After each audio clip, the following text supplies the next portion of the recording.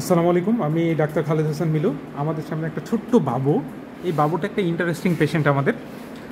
Patient আমাদের কাছে আসে যে আমরা একটু পেশেন্টের মায়ের মুখ থেকে শুনবো যে মা, আপনি একটু বলেন তো কী সমস্যা নিয়ে আসছেন আমাদের কাছে, জোরে করে বলেন। হচ্ছে মানে আমার বাচ্চাটা যত দিন যাচ্ছে ক্রমশই কালা হইতেছে এবং গায়ের জ্বর জ্বরটাই মেইন সমস্যা যে বাচ্চা 1 বছর ধরে কালো হয়ে যাচ্ছে। এখন বাচ্চার এটা কতদিন আগের ছবি? এটা হচ্ছে 2023 2023 সালে, মানে 1 বছর আগের ছবি।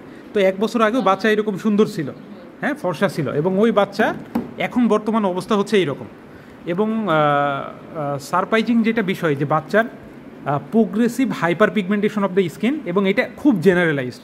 এবং এই যে হাইপার পিগমেন্টেশনটা, এটা শুরু হয় কোথায় মা? মুখে। হ্যাঁ মুখে শুরু হয়ে আস্তে আস্তে সব জায়গায় হয়ে গেল। হ্যাঁ, এখন দেখি বাবা, তোমার হচ্ছে করো তো, এই যে যদি আমরা হা করে দেখি, বাচ্চার এই যে মুখের ভিতরে যে মিউকোজা অর্থাৎ বাককাল মিউকাস মেমব্রেন পর্যন্ত পিগমেন্টেড হয়ে গেছে, লিপসটা পিগমেন্টেড। হ্যাঁ, দেখি দাঁড়াও, এই যে এইভাবে যদি আমরা দেখি, আমাদের এই যে গাম পর্যন্ত পিগমেন্টেশন হয়ে গেছে। হ্যাঁ, এবং বাচ্চাটাকে যদি আমরা একটু আলো দেই, দেখি বাবু একটু তাকাও, বাচ্চাটাকে আলো দিলে এই যে চোখ খুলে রাখতে পারে না, আলো পড়লেই কী হয়, চোখ পিগমেন্টেড হয়ে যায়। এবং আমরা যদি একটু বাবুটার গা দেখি, এই যে দেখেন আমার কমপ্লেক্স জোনের সাথে, আমরা তো বাংলাদেশের মানুষ, খুব একটা কমপ্লেক্স জোনে চেঞ্জ হওয়ার কথা না। দেখি বাবু, কারণ আমার হাতের সাথে ওর কমপ্লেক্স জোনের ভিতরে কত ডিফারেন্স দেখে বোঝা যাচ্ছে যে বাচ্চাটা কী পরিমাণে হাইপার পিগমেন্টেড হয়ে গেছে, তাই না মা? হ্যাঁ, আচ্ছা ঠিক আছে বাবু। একটা রিয়ার আমাদের ক্লিনিক্যাল কেস আছে, সেটা হচ্ছে কার্বন বেবি সিনড্রোম।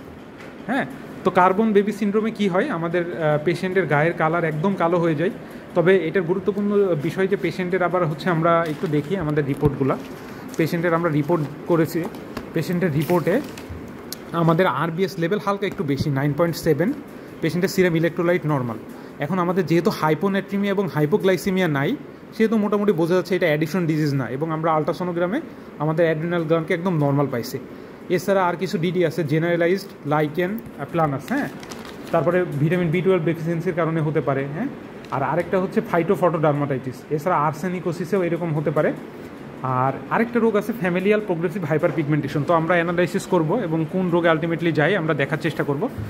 তো পেশেন্টের আমরা জেনারেল ফিজিক্যাল এক্সামিনেশনে পেশেন্ট মাইল্ডলি অ্যানিমিক, পেশেন্টের কোনো ইকটেরিক নাই, পেশেন্টের কোনো অর্গানোমেগালি নাই, কোনো পেশেন্টের হচ্ছে সার্ভাইকাল বাইল্যাটারাল সাবমেন্ডিবুলার লিম্ফ্যাডেনোপ্যাথি আছে। হ্যাঁ, সাবমেন্ডিবুলার লিম্ফ্যাডেনোপ্যাথি আছে এবং বড় লিম্ফ নোড। তারপর অ্যান্টিরিয়র সার্ভাইকাল চেইনেও বাইল্যাটারাল আছে, অ্যান্টিরিয়র এবং পোস্টেরিয়র সার্ভাইকাল চেইন।